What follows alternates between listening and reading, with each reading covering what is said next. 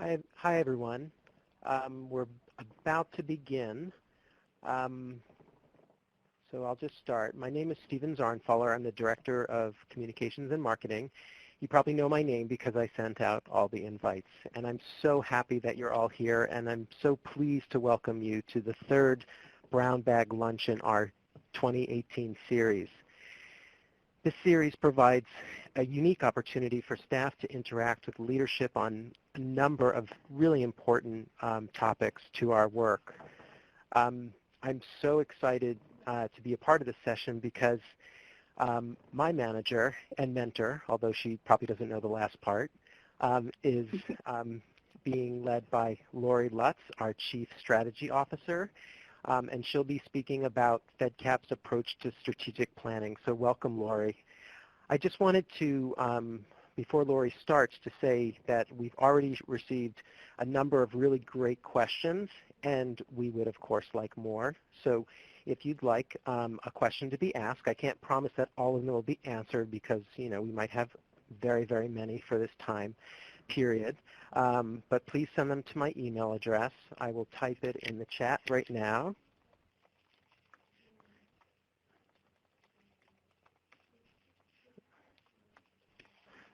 There you go. Okay. So Lori, welcome, welcome, welcome, welcome, and we're so excited about this presentation. So please take it away. Thanks, Stephen, so much, and thank you, all of you who have joined us today. I am beyond psyched because if I get to talk about anything that engages certainly me in my heart, and I think engages the community, it's the topic of strategic planning. So I'm going to present a lot of information in a sequence that I think will make sense to you. And then we'll take questions as we go. I'm not going to wait till the end, and Stephen will facilitate that. And so I think what we'll do now is just rock and roll. And so I want to begin with the idea that good strategic planning is driven really by just a way of thinking. And actually, this is relatively new in my psyche. I have done, you know, a lot of strategic planning, as I'm sure many of you have over the years. And I think that when you're trying to contemplate how to approach strategic planning, there's books, there's, you know, methodologies, there's step 1, step 2, step 3. But I have become convinced that this tiny little diagram that you have in front of you is the heart and soul of good strategic planning. And I found it when I was planning for our last strategic plan, and I sat back and I went, that's it. That is the heart of really being able to nail a strategic plan. So what does this mean? Let me just show you. I think the first thing that you want to do in any good strategic planning process is say, what do we know? What do we know about, let's say, the fields that we're working in, and what do we think is emerging? What's a new policy direction that's emerging? What are new evidence-based practices that are emerging? And we ask ourselves, what's the next thing? Is there a new financing model that's coming out? For example, when we began to transition from cost-based reimbursement to performance reimbursement. Is there a new way that the field is approaching a specific kind of intervention? Are the policy wonks starting to talk about something new and something different? What's next? What's the next thing on the horizon? And what else is next? Is there government and philanthropic funders that have really new priority messages that they put out and new goals? That changes the entire way in which we think about responding to RFPs. It changes the way we focus our conversations with government. It changes the way we write letters of intent to foundations. And what technological advancements will change how we work? What's next? What's next?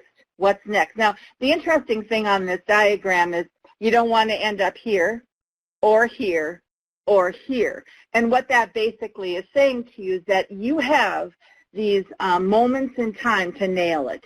And the strategic planning process is one of those moments in time. And if you miss the next thing that's coming, if you miss the way in which the field is evolving. If you miss the signals from the emerging markets, you're going to end up behind the eight ball. You're going to end up out of time to make the kind of innovations, to make the kind of course corrections that are necessary for you to be competitive. So I want to first introduce this whole concept that good strategic planning is all about how we think. Now let's begin to talk Lori? a little bit more. Hi, Lori. Before you move on, I just wanted, we got a really interesting question here. At FedCap, how do we go about determining and identifying the next thing? Because it's not the easiest thing. Obviously, it doesn't exist.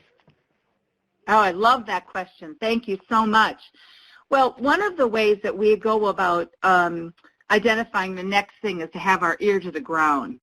It is a responsibility of every single one of us in our individual roles to understand what you see as an evolving practice. If I'm in IT, I better know what the new trends are in the market to position us to be able to access and tap those new trends. If I am an expert in workforce development or child welfare or services to individuals with intellectual and developmental disabilities, I probably knew, for example, that the push was going to come against having individuals work inside of sheltered workshops and move into integrated employment. If I didn't have my ear to the ground because there were percolating lawsuits and messages from the Justice Department. If I am an individual who is, let's say, part of a learning collaborative, part of a think tank, am I paying attention to the policy papers that are coming out? Am I aware of what the trends are in terms of services to, let's say, immigrants or services to the previously incarcerated or justice involved? I think that in order to understand the next thing, we have to absolutely understand and be students of our profession. If we're not students of our profession, if we don't understand the evolution of the marketplace and the demands of the marketplace in terms of both nonprofit and for-profit, we're going to be left behind. I also want to emphasize that last section on for-profit. Everyone probably is aware that the for-profit marketplace is moving right into the not-for-profit marketplace. On any RFP, it is very likely that we are going to be competing with for-profit companies as well as not-for-profit companies. So pay attention to what those those for-profit companies are doing and saying and thinking. Be spending time talking to them. Be spending time talking to people who are talking to them. So it sounds simplistic, but it's not. Having our ear to the ground and being a student of our profession and fundamentally being so curious about what's over the next hill is a responsibility of every single person in the agency, and that's how we don't get left behind. Thanks, Stephen. So one of the things, in addition to this way of thinking, is that a strategic plan is informed by our history. And I have a lot on this slide. I may not go to every bit of it, but let me first start by emphasizing that we were an organization that was launched in 1935. And between 1935 and 2010, we did a small amount of things brilliantly. We were probably one of the most reputable Ability One providers in the country, and we had very precise business lines. We were a master in home health and have about a 40, 50, 60-year history in that. We served people deeply, and when people came to work for us, they got a living wage salary, they were able to buy a house, send their kids to college. That's the way in which we functioned for a lot of years. And equally as important, we led the fight for ADA. We led the fight for Ability One, which sets aside 15% of state and federal contracts to be served or to be actually operationalized by organizations serving people with disabilities, and to ensure that the people that are doing the work are people that have disabilities. So we were leaders, and that's an important legacy that we spend a lot of time talking about. We want to advance that legacy. Now, in 2010, the world changed. Obviously, it's because our beloved Christine McMahon came on the scene, and she brought with her, an orientation to the work. And everyone's heard the phrase, if you're not growing, you're shrinking. She brought that orientation. And so in 2010, we launched our 2015 strategic plan, and we had very precise drivers around growth, whether they were organic growth or whether it was mergers and acquisition growth. That was really the heart and soul of when we began to say that if we're doing something and we're doing it well and it's making a difference, then don't we have almost a moral obligation to expand what we're doing? Also in 2010 was our first gala. Now, in 2011, we began this process of mergers and acquisitions, and FedCap School in New Jersey came to us. Wildcat Service Corp came to us. The Way to Work came to us. We launched our Solution Series. We had our first career design school graduation. And now we get into the 2013 and 2014. We brought in Reserve. One might say, what in the world did Reserve have to do with who we were as an organization? But just think about it. That was a brilliant idea launched by 3 social entrepreneurs who decided that there was a massive demographic shift happening in this country, and those individuals who were part of that shift had brains, had talent, had skills, and they wanted to give back. And let's find a way to serve our fellow nonprofits, to serve our government partners through Reservice. Community Work Services came on board. We began our work in Rhode Island under first TTP and then under CWS Rhode Island. We won Region Care, Region 2. We implemented Oracle. We launched Metrics That Matter. And now, here we are. We made it to 2015. Easter Seals New York came on board. We Care Region 1 came to us through a series of unpredictable circumstances. We won a $1.5 million grant from Hilton to launch Prep Now, a real entree into the child welfare platform. We engaged Granite Pathways and now have our footprint in substance use disorder and mental health. We reached all milestones in our 2015 strategic plan. Just think about that. We actually exceeded every goal that we set for our 2015 strategic plan. We launched our financial release, and still to this day, we believe we're the only one in the country that is doing that kind of a transparent release. And in 16 and 17, Single Stop came to us. We won Breaking the Cycle in Maine. We engaged the Dixon Center. We hit the milestone of serving over 100,000 people across our footprint. We launched FedCap Cares technology, which is going to soon be agency-wide, and I believe will be a remarkable, I think, addition to all of the technological services that we have in place. And finally, in 2018, we've engaged MVLE, and as of July 1, Easter Seals Central Texas, Easter Seals Northern Texas, and we hit another milestone, serving over 200,000 people. One can't ignore that history in designing a strategic plan. Now, Lori, our plan... Can I just stop you? We have some Sure. interesting questions. One, that's definitely related to We Care and contracts. This person quoted Chris, the day we get a contract is the day we plan to lose it. Really, really interesting. And given that much of what we do is reliant on contracts, what does that look like in a strategic plan? I love that question. Thank you so much for it. So it would be foolish for us to underappreciate the changing dynamics in government funding. We have moved, as I mentioned, we have moved from basically cost reimbursement to performance milestones, and we are slowly evolving into managed care, which will mean that we'll be under risk arrangements most likely. And so when Chris makes a statement, the first thing that we do when we get a contract is planned for the day when that contract ends, means that every aspect of our strategic planning process needs to have those kinds of sunset loops built into the dates. If this is a 6-year contract, and we launched it basically in year 1 of our strategic plan, then we know that in year 2 of our next strategic plan, we had already better be prepared for that to sunset, and we should have been backfilling the entire 5 years. And we do that by winning additional government contracts or by diversifying and ensuring that we have a balance of foundations and government funding and donations.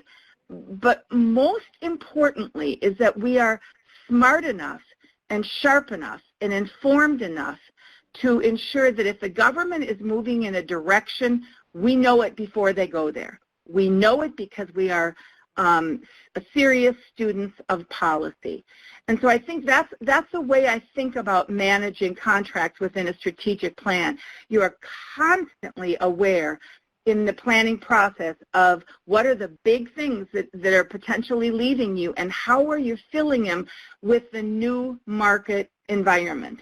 And it's not easy. It's not easy to be that kind of a predictor of the future, to have that kind of a crystal ball, but it's easier if you are informed and you have your ear to the ground and you are absolutely a student. And so while it may not be the greatest and most enjoyable reading in the world, we need to be reading about the trends of our profession.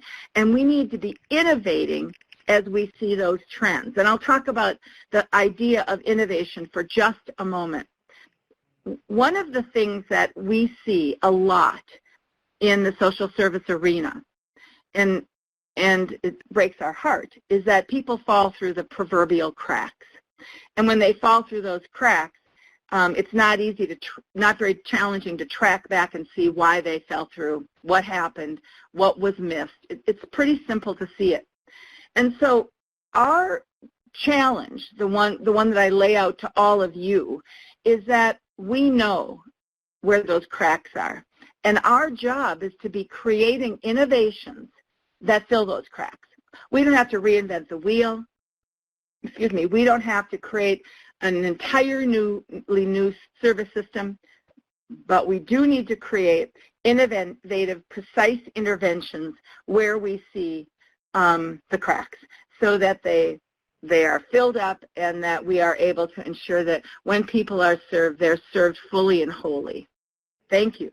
I have another actually big question as well. Is it okay to interrupt you, Lori? It's absolutely okay. Okay, you just tell me when to stop. This is a real interesting question. In what ways do we specifically work to influence systems, so political or specific practice areas? And then how do we factor that into our own planning? I love that. And in fact, it is a perfect segue to the slide that I have in front of me. So I'm going to go through that slide because I'm going to answer that question while going through it. When you're doing a good strategic plan, you are asking important questions of the service system, of the environment, of the funding streams. And let me talk about some of the important questions that we posed in our 2015 to 2020 strategic planning process about the very systems that we want to change. So question number 1, after extraordinary efforts and billions of dollars, 9 out of 10 children in our child welfare system who enter college fail and drop out, and 74% by the age of 25 end up homeless, jobless, in prison, or pregnant. Now, we pose that question because it's the systems that serve the same individuals that we serve, and in fact our referral sources, are so effective, these kinds of outcomes wouldn't be in existence. And so the question that we posed is, why? What's wrong with the way the system is structured? What's wrong with the way that people experience the system? What's wrong with the flow of the system, and where can we precisely intervene? Next question.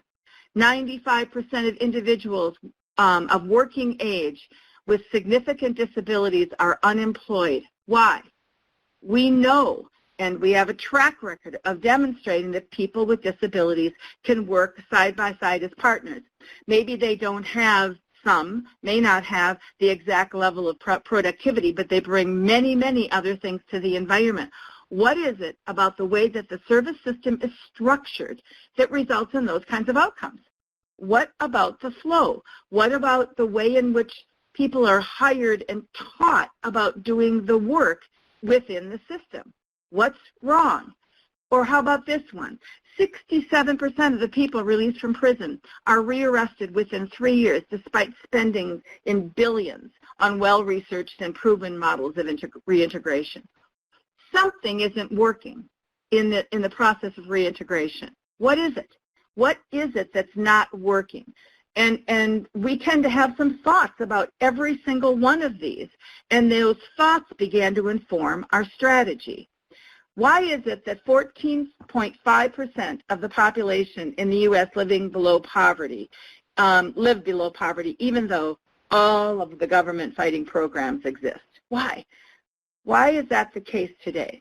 And finally, after billions of dollars and millions of performance-based outcomes achieved, a huge portion of public assistance recipients are still dependent on public assistance 5 and 10 years later. What's that about? So you have this set of questions that challenge the very core of the systems within which we work. And you say, if things were working as well as we intended, as well as I think people think they're working, these outcomes would not exist. And so what's wrong? And how can we shift the systems? And so the answer to the question is you ask the right questions about what's wrong with the systems, and then it informs the planning by saying, you know what? I believe that we can change the unemployment rate of people with disabilities by aligning ourselves differently with businesses, by expecting that at age 14, 15, 16, 17, 18 years old, when kids are in high school, they are being trained not to go into the adult system, but being trained to go into a job or to go to college, just like we train and expect of our own children. We believe that if 67% of the people released are rearrested within 3 years, something isn't tethering them to the community, and we think it's employment. We think that employment is a missing piece, so we focus our work on finding ways that businesses think differently. We do a better job of preparing individuals. We do a better job of supporting individuals, and we ensure that when they come out into a support system, into work readiness training, into a job, and into a supportive employment environment. So I can keep going on with this, but I think you see the link between the right kind of questions that are zeroing in on very flawed outcomes by our systems, and then we design solutions that focus on changing those outcomes. So what I'd like to do now is show you how we did that in our 2020 plan. So just to recap, in 2010 to 2015, we had a goal of impacting the lives of 25,000 people. We wanted to have $150 million in revenue, and we wanted to create 2,500 jobs, and we did every single one of those things. In fact, we created 3,700 jobs, and we impacted nearly 50,000 people's lives. So we more than met our goals. Okay, so then we sat down and said, now we're thinking about where we want to be in 2020. And remember those outcomes. The first thing we said is that we are going to design and deliver precise treatments that change the long-term outcomes of targeted populations. Individuals of working age with significant disabilities are going to be employed at the same rate as their peers. We are going to ensure that individuals leaving prison obtain and maintain employment. We are going to ensure that people on public assistance, once trained and placed in jobs, obtain long-term economic well-being, and part of that is career ladders. Part of that is ongoing education. We are going to work our tails off to ensure that every single child in this country lives above the poverty level. And we are going to work to create precise interventions that demonstrate how to ensure that young kids leaving foster care have the same college and graduation, entrance and graduation rates as their peers. So that's the first thing we did. And I want to point out something that's pretty bold about this. We didn't just say for the people that walk through our doors. We said that we want the outcomes across this country to change. Why? Back to the question, that smart question that was asked, because we are trying to influence systems in how they think, in how they deliver services, in how they organize services. And then we said that we're going to build our infrastructure capacity, and that's certainly something we're still doing because we knew our infrastructure capacity was going to be burdened by our growth. We also said that we wanted to have a $30 million endowment. Why does that matter? What does that even mean? When we launched the 2010 plan and began to move toward the goals achieved in 2015, it was during that period of time that we began to explore moving from our 14th Street address to Midtown. And when we did that, you cannot imagine the look on our faces when we found out what our building was worth on 14th Street. And that enabled us to do amazing things. And it was a legacy that Milt Cohen and our leaders prior to Christine and board members gave us, and we want to give back. So by 2020, we want to at least have a $30 million endowment.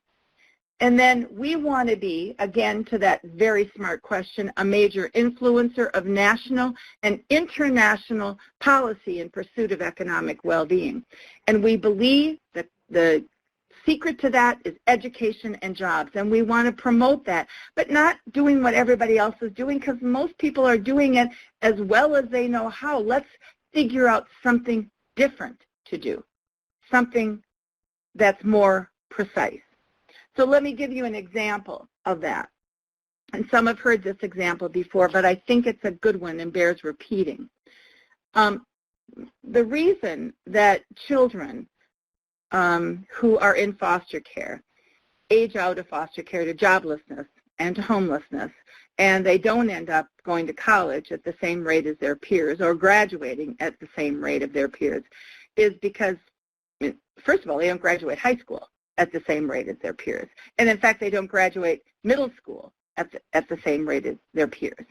And one of the reasons that occurs is because there is no, in many instances, in most instances, single cheerleader that says your education is one of the most important investments of your life, and I am going to help you succeed any way you know how. Now, there's a lot of programs that are specifically focused on kids, helping them maybe fill out a FAFSA form or helping them write their personal essay for college. Or maybe there's programs that try to intervene in chronic truancy in middle school and in high school. But our research and our conversations with 500, 600 foster parents told us that not one foster parent thought it was their job, not one thought it was their job to advance the education of kids in their care. Nobody had thought of that. That is the whole heart and soul of Prep Now. It's been designed to help foster parents instill this aspirational thinking about going to college and graduating. It's inspired to help foster parents have all the tools and all the resources in order to help kids in their care succeed academically. It teaches them how to be an advocate. It teaches them how to understand what are the motivators, what are the drivers that make kids believe in themselves. That is a precise intervention that is already changing the graduation rates, not only for the kids that we're serving, but the graduation rates are slowly ramping up. Is Prep Now the sole reason? No. But is Prep Now one of the reasons? You bet. And we're proud of that. We're proud that we have begun to move that needle. And then we want to have... Lori, before you go on, a really interesting question I think that falls within this period. The world is a dynamic place. Things are changing all over policy. We have new governments and so on and so forth. how do we address that in the structure that we've created for our plan? And do you have an example of something that's happened that's been so significant that we went out to address it outside of maybe what we were planning to do?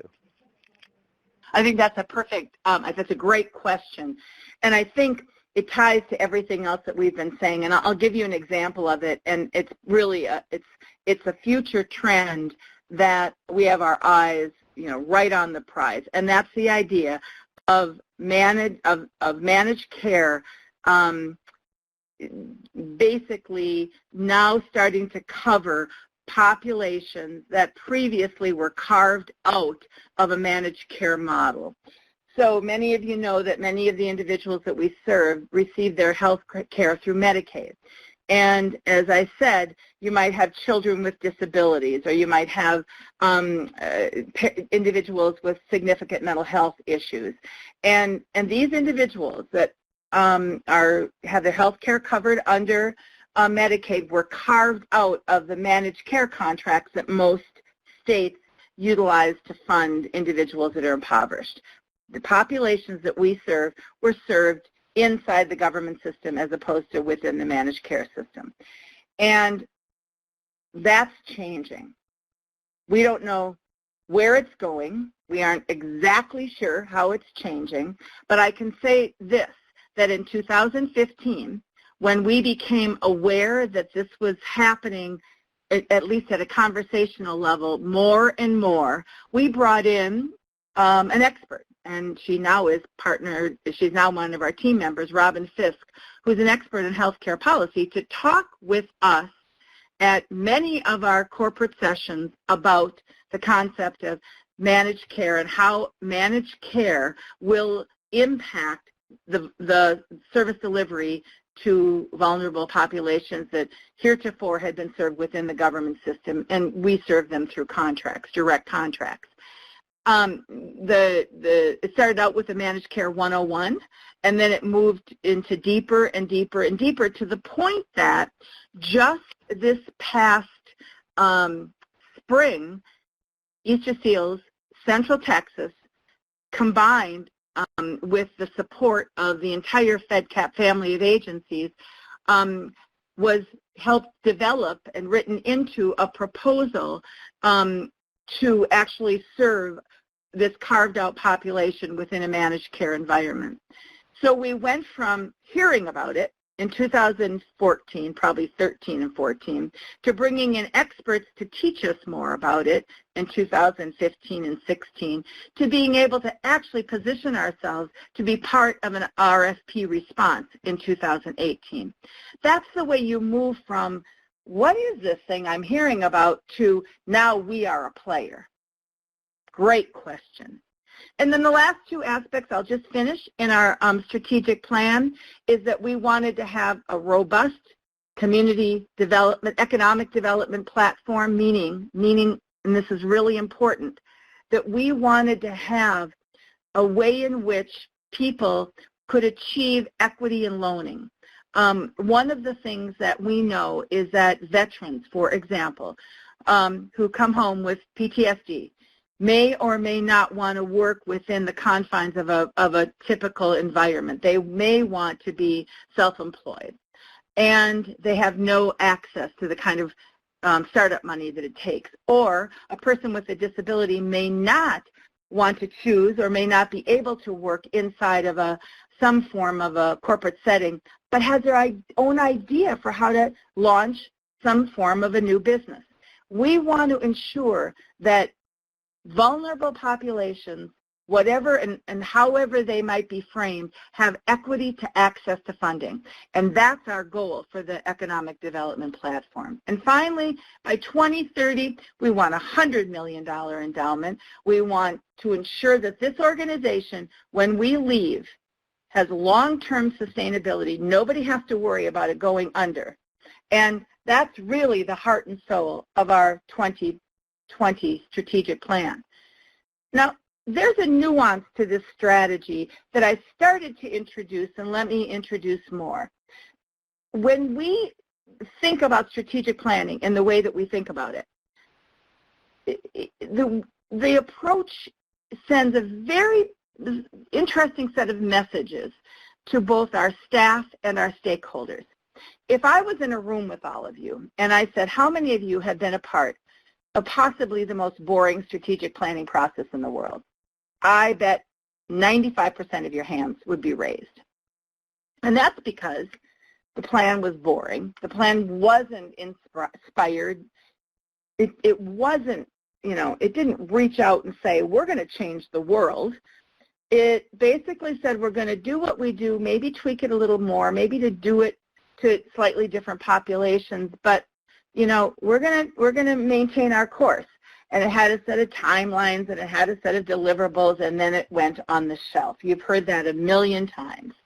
And we are, as an organization, fundamentally opposed to even the concept that a strategic plan can sit in a shelf. Because a strategic plan makes a statement about the kind of company we are by how creative it is, by how innovative it is, by the way in which it is bold and far-reaching. So I won't ever forget that when we made our presentation to the board, after having tons of interviews with them, tons of surveys disseminated to them, and to many, many stakeholders and to staff, we, laid it all out before them. And the first thing we said to them is that this isn't going to look anything like our 2010 to 2015 plan. That was great, but it was flat. We said it, we had a set of goals, and we met those goals. What this is going to do is establish a set of bold goals that we probably can't even reach, and combined with a set of directions and tactics. And we're going to build those based on our predictions of the future, but you know what? We're going to be flexible enough to evolve. So we've got a direction in mind, and it's bold, such as we are going to change the outcomes of people that never even walk through our door.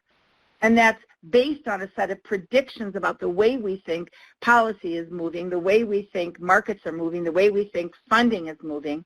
But we could be wrong, and then we'll shift it. And that in the past, we said to the board and stakeholders and staff, we've had to defend if we departed from the plan. Well, wait a minute, that's not in our plan. But this plan is built on an expectation of departing from it. It's built on an expectation of evolving thinking, and if you're going to evolve your thinking, you're most likely going to evolve your doing. And it shifts, and this is the piece I keep emphasizing, from only measuring internal numbers to measuring both internal and external metrics. Now, when we laid that one out before the board, there was almost this deadly silence. And then there was, how are you going to do that? And it began to be the beginning of the conversations that we've had with the board from that point forward. We talked with them in great detail about the kinds of precise interventions that we posited could make the kind of changes that we expected. And now the board expects us to be cutting edge. The board expects us to innovate. They expect that we will be doing something that we hadn't even talked about 3 years ago. They expect it. And in fact, if we're not doing it, they think we might be off our game. Lori, so sorry, I'm getting a lot of questions. Could you elaborate? No, that's fine. Let's do some questions. A lot of questions on how. Could you elaborate on what a flat plan is? I think that. Sure. Yeah. That's a great question. A flat plan is that which you do, let's say, a traditional SWOT, strengths, weaknesses, opportunities, and threats, and you lay them out, and from there you generate a set of activities with a set of deliverables, and then you expect that that is the plan that's going to drive you, as you designed it, through the entire strategic planning process. That's flat. It really doesn't have any movement within it. It doesn't have an expectation of movement within it. And it's the reason that it so rapidly became obsolete. I expect that some of you may be wondering, why do most strategic plans fail? And I'm guessing, Stephen, that might be one of the questions. And they fail because they fail to take into consideration that administrations change, which dramatically influences policy, that it dramatically influences funding that foundations end up having a whole strategic planning session and actually change direction. That the market shifts mean that for-profit starts to enter the not-for-profit market, that there are a different kind of a demand for data than there's ever been before. And if that happens within your flat strategic planning period and you don't, immediately adjust, course correct, shift the way in which you're thinking, what's new, what's next, you'll be left behind. And that's what we call a flat plan. Great question. Great. Just one more. Is that all right? Actually, absolutely. 2 more. I'm going to fit in 2 more since we have the time. I know that we're talking more about measuring impact, but what types of metrics are we using to do that? Not enough. We do not have an agency-wide client management system. And thank heaven for our colleagues at WeCare building and leveraging that contract to give us FedCap Cares. And over time, FedCap Cares will, I believe, become our overarching, I don't know this, it's my prediction, but probably cover a good 85% of the programs that we serve. It's robust enough and it's flexible enough. So I think that maybe the best way to think about trying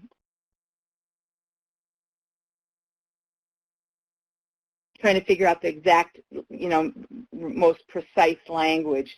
I think the best way to think about the way in which we are, positioning ourselves and thinking about the direction that we're taking is that we are conscious of the fact that you can't tell a story without data. So you saw in the history that we launched Metrics That Matter in 2013, and we have 16 volumes of Metrics That Matter. And we have a massive amount of data that's being collected in WeCare, and we have data that's being collected in almost every single brand and practice area and to some extent region. And we've increasingly dissected our Metrics That Matter around various lenses. What are we doing from a practice area perspective? What's it look like from a brand perspective? What do our outcomes look like from a regional perspective? And the more that we do that and the more granular we get in our analysis, the more we realize we don't know all that we don't know. And I'll give a couple of examples. I think we can tell a very good story about educational advancement and a very good story about job placement. I think we can tell a less impressive story about retention, certainly after 1 year, and we can tell a less impressive story about the whole concept of moving from one educational level to another educational level. I think we can give you some information or give our donors and our funders some information about career projection, but not as much as we need to be able to give. In 2013, when we all sat down in a large room and we were, as an organization, much, much smaller, we identified a set of indicators that we thought, if a person has well-being, if they have these things, if they have a safe place to live, if they can pay their bills, if they have a little bit of money in savings, and if they can pick up the phone and call somebody when they're desperate for support. If I have those elements, I don't have, I don't have everything, but I have a lot. I have enough to say that I'm at least some level of self-sufficiency. Now, we decided at that time to begin to collect that data, but still to this day, not every program collects information about those 4 indicators. Part of it is because we have so many new programs that are coming on, and each one has to design ways in which to capture those kind of indicator information. Plus, I think it's difficult to capture information outside of what is required. It's one of the reasons we established the concept of metrics that matter. Now, we're not where we need to be, but we have said that we know what the kinds of data that really matter, and sometimes government isn't asking us to capture them. Foundations aren't asking them to capture them, but we should do it. It should be internally driven, not externally driven. So, I want to say as clearly as I can, are we much further along than we were 5, 6, 7, 8, 9 years ago? Yes. Are we as far as we need to be? Absolutely not. Thank you. Okay, and the last question, and I'll let you move on, Lori.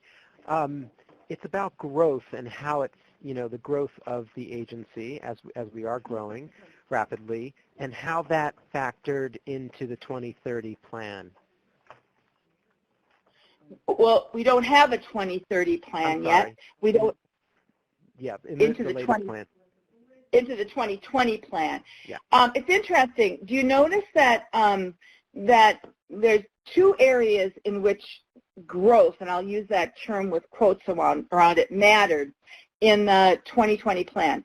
As you notice, we took a seismic leap from a $60 million agency to a $150 million agency in our 2015 plan. We more than doubled. We did not expect that by 2020. We didn't expect to double or more than double. What we did know that we had to do in terms of growth is we knew that WeCare was going to be undoubtedly ending at the tail of this strategic planning process, and we needed to backfill with other contracts. We knew that. We also knew that we had to invest incredibly in infrastructure. And when you're investing in infrastructure, that is why the different companies that come into the family have a 12% admin rate. That is the way in which we fund infrastructure. So growth, if you want to use that term, was predicated on two hypotheses.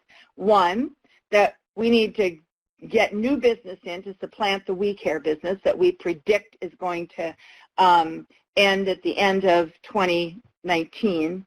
And we need to build the number of companies that we have so that we could expand our infrastructure to meet our real core needs.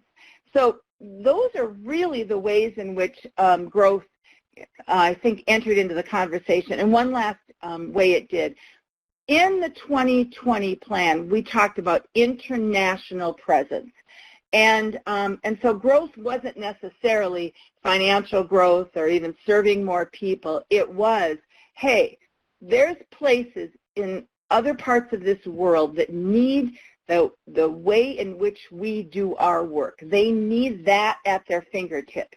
And so let's expand our footprint, another way in which we thought about growth. Make sense? Okay.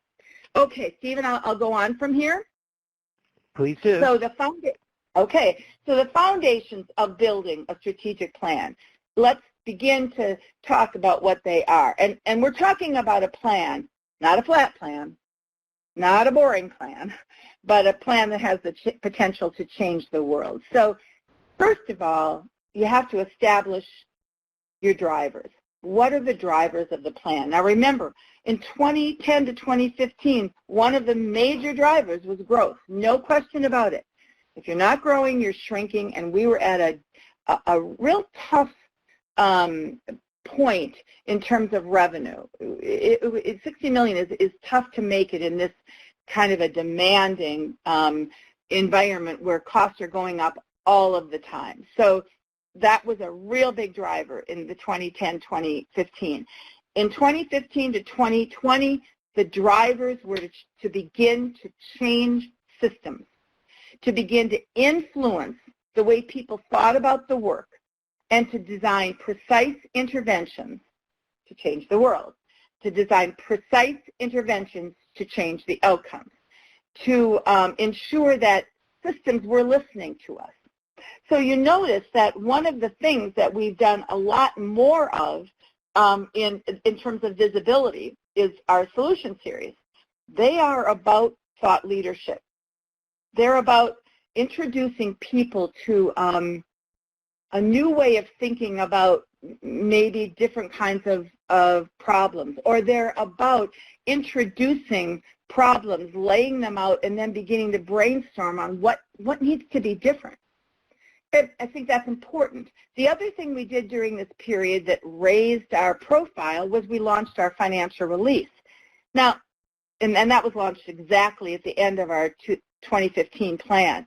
Why do we do that? Not only because we have an amazing board member in Lynn Morgan who had the idea, but because when you're the only nonprofit in the country that's releasing your information in that way, in a public forum, not a 990 that's probably 18 months to 24 years old by the time it gets actually published. But we're laying it out for the world to see twice a year. This is how we're doing well. This is how we're doing not so well. This is what we're trying to change. This is how we're succeeding. This is how we're struggling. It's laying it out to our stakeholders. So those were our drivers. Excuse me for a second.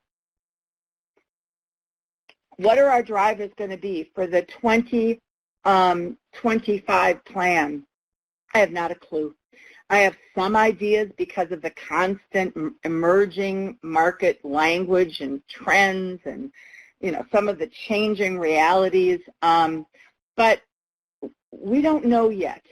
And I don't even want to presume to guess, because I imagine that the rapid pace of the environmental changes will make me a liar the moment that I say them.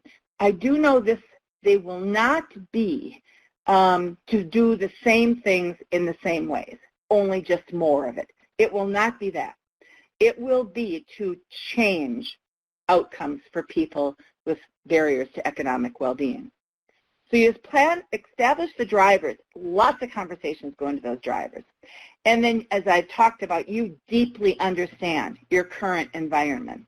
You don't just have a cursory knowledge of your current environment. You deeply understand who's succeeding, who's getting the awards for the contracts, and why. And if somebody gets an award that we wanted, man, do we try hard to get their response.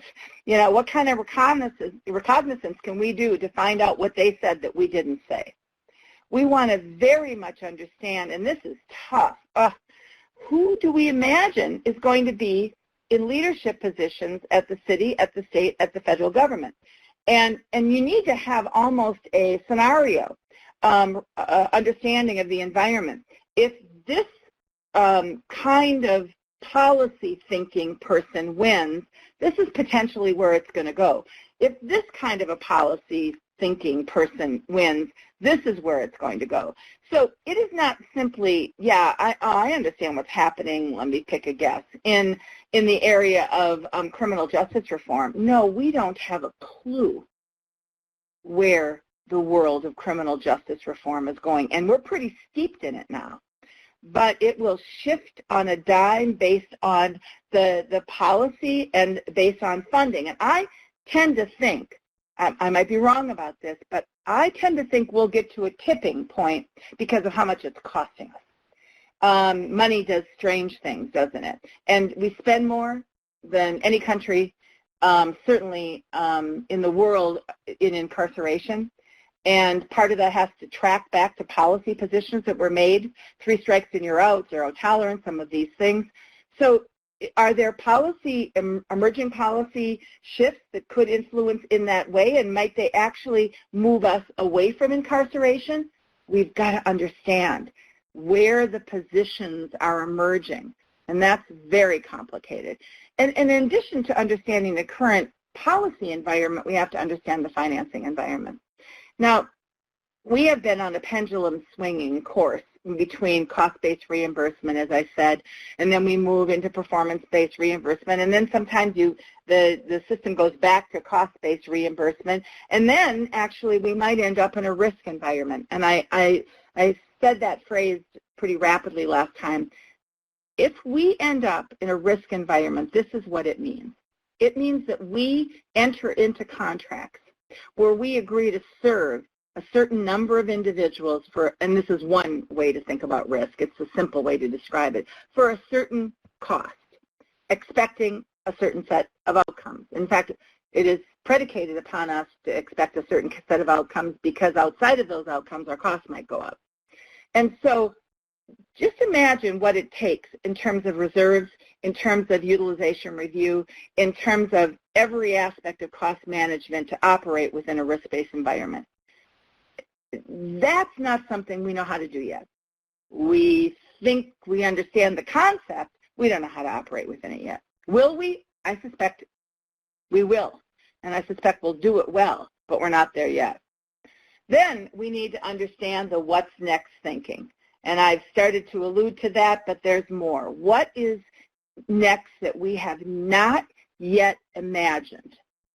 And if we've not yet imagined it, then let's get on the ball and let's start to think about our service system, our service design system, and the way in which we can develop precise interventions to make a distinction that says we know how to do this work.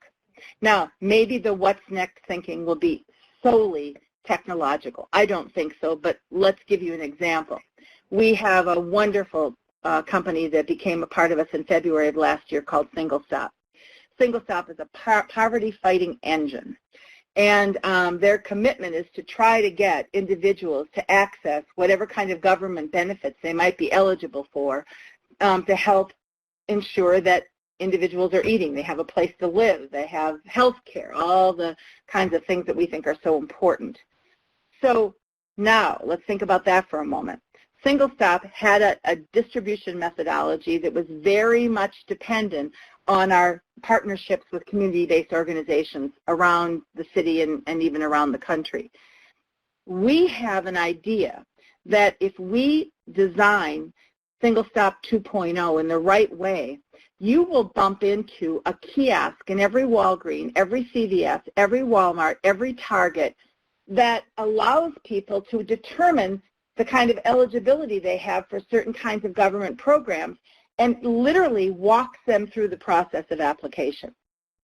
It is a potential that could be explosive in terms of the number of families who have access to let's say, the Supplemental Nutrition Assistance Program, or SNAP, or food stamps, as it was called before.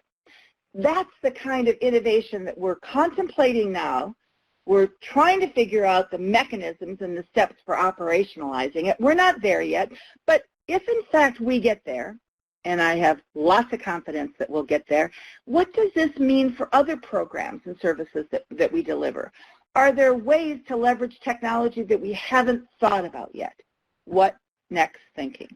Lori, and then sorry, before you move on, I have a practical question actually about the new ideas, innovation thinking. Someone's asking, what is the best way for us as frontline staff to offer ideas that might be considered in a strategic plan? Where would you go with that? Yeah. So this is a way, that's great, and let me tell you what we're going to do this year. We did it in the 2015 plan, and we're going to do it bigger and smarter and sharper in the 2020 to 2025 plan. We are going to develop, and in fact, I just had a conversation launching it this morning, an interactive web-based platform that poses a lot of questions and allows individuals to give answers and then measures those answers in real time, as well as to analyze the narrative and then come up with certain conclusions around what people are saying. So the web, it will not be like a Survey Monkey. It will truly be an interactive web-based platform survey, and that's one way. The second way is through the focus group methodology, but we'll undoubtedly use webinar technology for that so we can reach the broadest number of individuals. Third, we'll be inviting people to have to submit position papers on where they think we should go and why. What is meaning you, what does your research tell us about the next best thing and the next thing and the next thing, and you would become our educators. In addition, we have launched the Innovation Garage, and some of you that are on this call are a part of the Innovation Garage, and they have helped think through this amazing set of recommendations for onboarding. We will use it for other areas, focused areas, such as performance evaluations. We may use it for other strategic communications, and we will use the Innovation Garage for the strategic planning process. So there will be a mechanism whereby people come together and get lots of information from the field that folds into our knowledge about where they think we should take the organization. So we've begun to develop these kinds of staff engagement processes. But by the way, if during the call and at the end of the call you have another mechanism, zip it on to Stephen and he'll get it to me. Okay? And then the final foundation of building a strategic plan is smart strategy and clear tactics.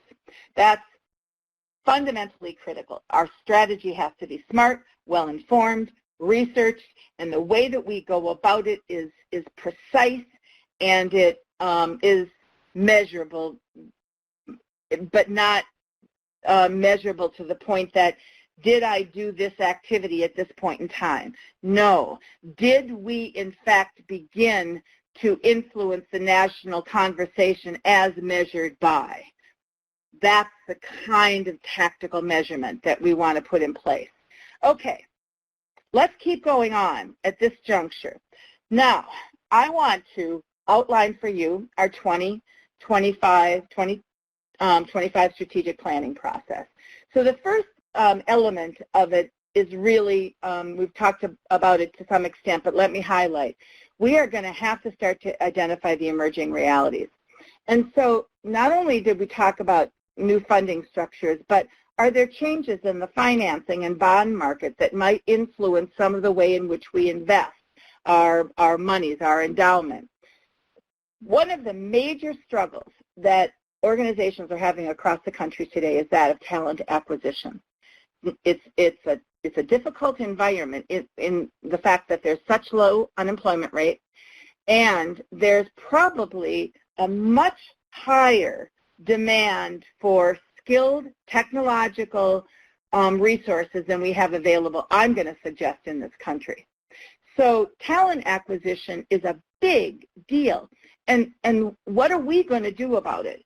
If we see an emerging trend and we don't have brilliance in the field around this, we have to bring that brilliance in, or we have to contract with that brilliance, or we have to have some sort of a consulting arrangement with that brilliance. But we have to have it in-house. By that I mean available to us. What about the new use of space? How is space and the utilization of space going to change the way in which we work? We have a lot of conversations about the use of virtual technological strategies to bring people together in our Leadership Academy. Are there more and increasing technological advances that can actually make teams much, much more integrated, even though they're spread across the country? And so does space become virtual, just the way we think about it? Do we stop even thinking about offices per se, and we start thinking about integration of people through technology? And then the evidence-based practices are they're coming out left and right and up and down, but we should have our own. What's happening out there, but what do we know about what we do? And what's happening out there, how does that marry with what we are demonstrating in terms of our own success, our own evidence? And if there's evidence-based practices out there that are highly effective, are we doing them? And do we even know about them?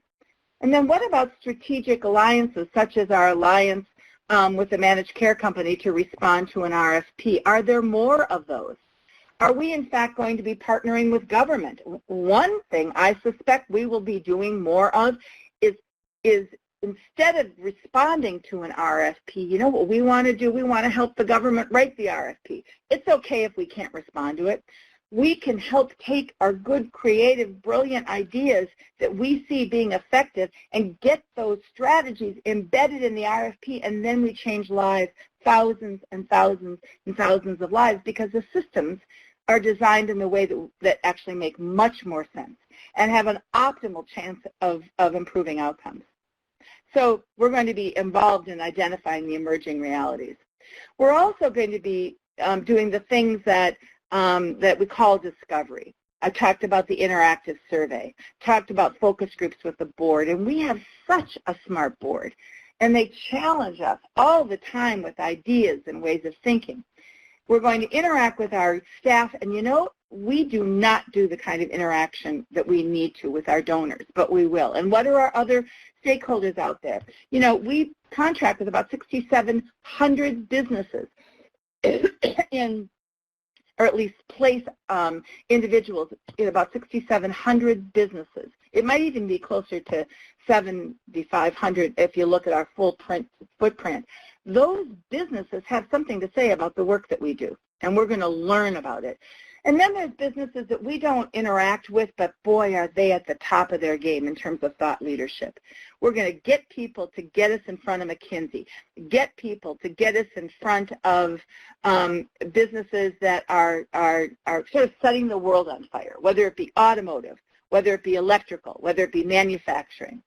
We're going to get in front of high-level policymakers, even individuals that are not high-level now but were, and have a very good insight into what's happening or might be.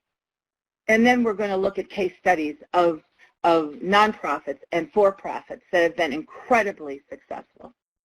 And then we're going to take all of that information and we're going to analyze it and we're going to focus it. And we're going to begin to, out of that analytical process, out of that dissection and, you know, peeling back the onion from all that information, it's amazing how a direction emerges. The focus narrows, and then you begin to lay out, this is where we're going, this is what we're tackling, this is what we'll be in 2025. Okay. Stephen, before I go on, any additional questions at this time? Yes, actually. One about risk and how it's factored in as well to planning. Being that, you know, yeah, it's like blue sky or trying to get some great ideas together, risk, you know, puts a damper on that. Well, it shouldn't, but people might think that it does. And I'm talking about financial risk in some degree. I'm not talking about reputational risk. And remember, this is one thing that we've, as an organization, this is an orientation that we have adopted. We do not want to be one that rejects risk. We just want to manage it well. We do not want to be risk averse. We just want to be smart about how we think about the concept of risk. And I think the most important thing to say about that is that risk is every single person's job. Risk management is every single person's job. Reputational risk is as important to me as it is to any other person in the organization. Nobody has sort of owns the responsibility for reputational risk. We all do. But when in the context of taking on risk in a financial arrangement, we're actually taking on the financial relationship between what it costs us to serve and what we get paid. So we'll say that we will serve 25,000 people for this amount of money, no more, no less, and achieve these kinds of outcomes. Now, sometimes risk arrangements have outcomes required, sometimes they don't. But the most important thing is there's no more money. You get a certain amount of money and you serve people within that amount of money to achieve a set of outcomes. That's generally and very, very broadly and not a sophisticated definition of a risk environment. That's what I mean by risk. And so I think it's exciting. I think it means that we better have our cash managed. We better be able to manage the ups and downs of financial responsibilities. It means that if you're going to manage cash, then you are on top of your AR.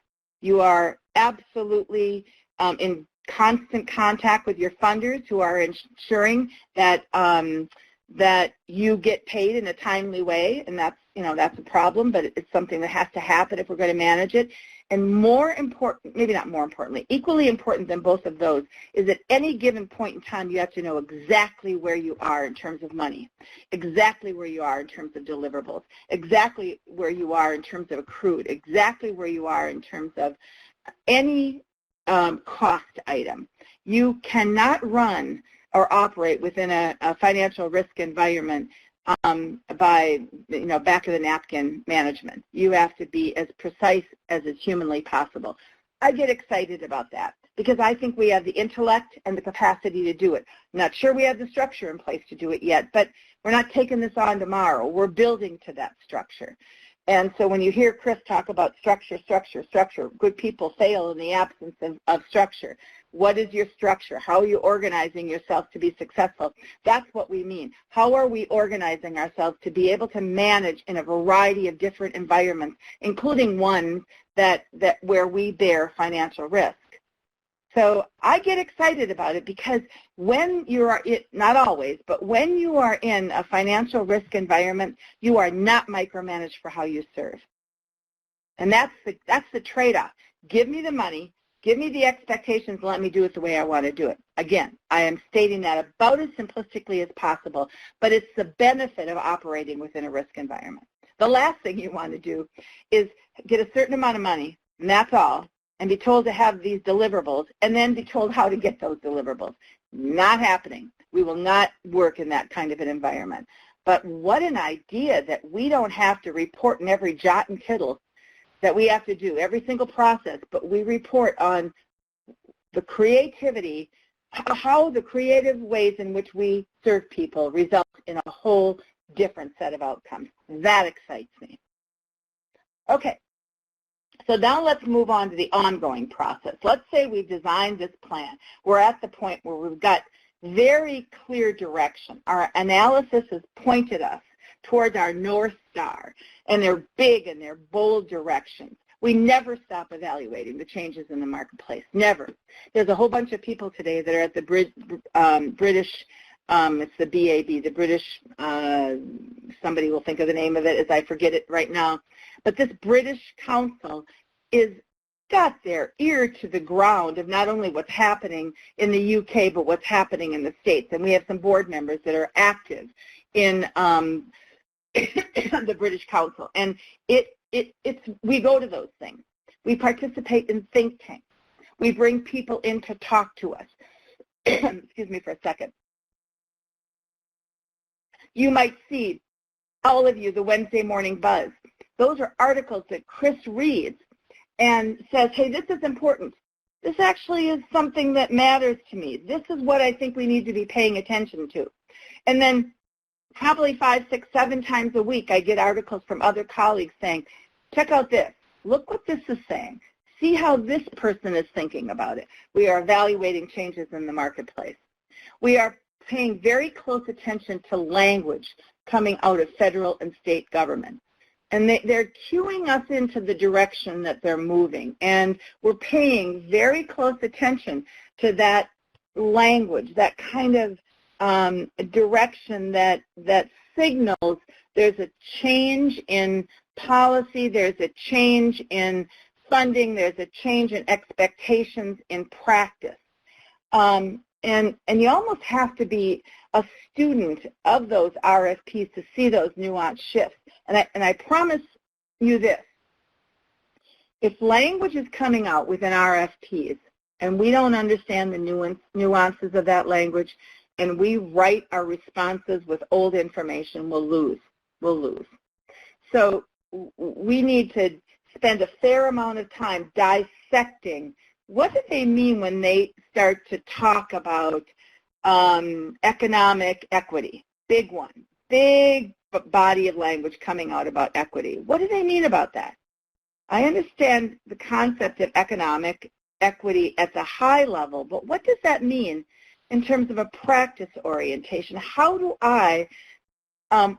we position ourselves as an organization that advances economic equity? Is a job enough? Well, we've been doing that for a long time, and I'm not positive people have achieved economic equity. In fact, I would suggest that they haven't. Is it about career ladders? It might be that. Is it about access to seed money through CDFIs? We think so. And so we're pushing and looking so hard to try to partner or combine with the CDFI, which stands for Community Development Financial Institute, that does the kind of lending that I was talking about. Or does it actually mean that we work within neighborhoods and create equity of access to every possible kind of necessary service? What does it mean? Does it have to do with transportation? So you can't just assume you have an understanding of the complex concepts that are coming out of federal and state government. You have to be a student of it. You have to be a student to RFP language from funders. And that's what I said. This is where they signal changes in policy. And then finally, you have to really pay attention to our think tanks and our policy statements. I'm always intrigued when some of the entities that I respect a lot, for example, a very large position paper came out today from the Conrad Hilton Foundation on some of the things that are happening in our country with families. It was brilliantly laid out and so thoughtful, and it began to tee up so many ideas about intervention. We have an opioid crisis right now. The opioid crisis is significant across the country, and some states spike more than others in terms of numbers of deaths, numbers of emergency room hospitalizations, number of emergency response calls. It's a significant issue in the country today. It's a great example of something that we wouldn't have predicted in 2009, 2010. It emerged in 2014, 2015, and you could begin to see SAMHSA talking about it if you were paying attention. And SAMHSA is the Substance Abuse and Mental Health Services Administration. You could begin to see some position papers coming out on the impact of the opioid crisis. And it would have behooved anyone that was thinking to pay attention to that. We did. And again, in some ways, thanks to one of our colleagues, we paid attention to an organization that was in New Hampshire that had basically gone out of business, and we brought it back to life and used it as our point of leverage for our substance use disorder work, for the commingling of substance use and mental health issues and the co-occurring disorders. We use that as a point of precise intervention and experimentation, testing the kinds of interventions that are going to work. And we're learning all of the time. So we're constantly paying attention to information. And as changes are identified, what do? So I have new information. Or one of you sends a great article, and that article starts to talk about something that I didn't even know was on the horizon. I'll go back to the opioid crisis for a moment. It wouldn't have taken much thinking to go down the track and say, wait a minute, there's massive amount of addiction, and that means that there is not only deaths, it also means that individuals are operating less than with all of their functionality, and that could impact the children in the home, and that will impact the child welfare rolls. You could see that if you just sat and thought and paid attention to it. And I don't think we did it as well as we needed to. And I feel responsible in some ways for that. But we're on it. We're on it now. And we're on it before, at the point in time when the policy papers are really starting to come out. But we should have known it in the what's next? What's next? What's next? And as they're identified, we bring in experts in areas where we really need to have increased knowledge. We have some knowledge and some expertise about the foster care system and about opioid addiction and about the entire substance use disorder field. We need to understand more about a variety of other system impacts. And we need to understand how is that impacting first responders. And some of our work in Granite Pathways through our regional access point services is actually working in partnership with our first responders. Do we have a role there? So we bring in experts. We evaluate evolving market demands through the lens of IT and talent or knowledge. And I've talked a lot about understanding, is our IT robust enough, precise enough, current enough to enable us to go where we want to go? And do we have the talent? Do we even have a talent pool? Do we even have a talent pipeline? And then we analyze evolving market trends through the lens of mergers and acquisitions. One of the reasons that we sometimes go after a combination is because it brings in expertise. When we combined with Wildcat in our early days, they brought us we moved from being a voc rehab organization to a workforce organization when we combined with Wildcat. It was enlightening. There was terms that were used that I never even heard of in my life because they were in an entirely different field than we were in. Single Stop has brought us a whole new way of thinking about technology. Reserve, a whole new way of thinking about engaging older workers as partners. And I could go on, and I don't mean to leave anybody else out. But we target specific combinations to bring in talent and to bring in expertise. Okay, Stephen, I'm going to go to the next slide unless you tell me you've got some more questions, and I'm nearing the end here. Yeah, please do, Lori. Okay, so now let's ask ourselves, what are the future trends that we're preparing for? The very first trend is managed care. I've talked about that. We need to absolutely be ready in every way. We need to be aligned and have partnerships with managed care organizations who may actually win bids so that we're a subcontractor serving populations that the managed care companies don't know how to serve. And you cannot do that unless you have data to demonstrate your efficacy, unless you are smart and sharp about your finances. We are preparing for the managed care environment. It may bring on new partnerships, and that may be fine. It may be that we partner with organizations that can help us in our risk-bearing models, but we're preparing for managed care. We are absolutely preparing for the growth in trades. And just think about it. When we did our solution series on the cost benefits of increasing minimum wage, one of the things that we learned, and I was intrigued by that, is the high-paying trades that exist that are unfilled. And then we did our solution series on the impact of immigration on business bottom line, and we learned there that there is one category of visas that is completely filled with welders because it is an underpopulated growth field in our country, and there's just flat out not enough welders. So as visas under current policies start to decrease, that impacts available talent, and we need to be right there to improve our training and our education in the trades. People worry about the expense of college, and they love the fact that high-demand trades are very profitable. That's an area that we're looking at. And finally, the last area, and this is only just 3 that I wanted to talk about, is our expansion in criminal justice reform. I think that the work that we're doing with our Women's Project inside of Rikers, the work that we're doing with SMART inside of Rikers, and the work that we've done for years with Employment Works has positioned us to understand how to change the outcomes for the justice involved. And the first thing we are actively looking at is bail reform.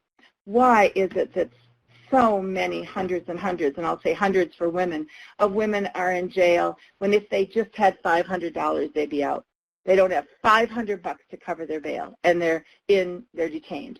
That's an unacceptable reality, and we've got to do something about bail reform. And we're on the cutting edge with our Rikers Women Project, and we're learning things. We're only served about maybe 20, 25 people, but every new person, we learn how to get our partners, our judges and our DAs and our prosecuting attorneys to think differently with us about the concept of bail and bail reform. And then we've got to go all the way upstream and identify what are the interventions that are going to stop the flow into prison. I'll give you a piece of information.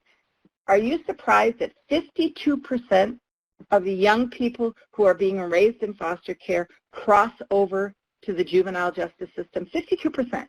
They came in to the system because of abuse and neglect in their homes and ended up in the juvenile justice system because someone perceived that they broke a law. And often the law, the thing that they did is something like this. Parents didn't come to visit for a lot of different reasons, 5 weeks in a row, and they pushed their hand right through a wall, and that's considered, you know, basically destruction of property. Or they blew up in a very emotional circumstance and left and ran away, and in order to get some money, they robbed a store. They have a lot of their own triggers to behavior that end up in the juvenile justice system. And the most challenging thing is that's just a feeder to the adult justice system. So how can we get all the way back into juvenile justice and stop that flow? So it is now just about 4:30. If there's another question, great. If questions have come in, Stephen, that you want to send to me later, great. But I have so appreciated the interaction and the way in which you all have approached this learning. So, Stephen, if there's nothing else, I'm going to turn it back to you. Great, thank you. I've been getting a lot of questions about this being available by replay. It is. We are recording it now, and it will definitely be posted on news and announcements on our internet site.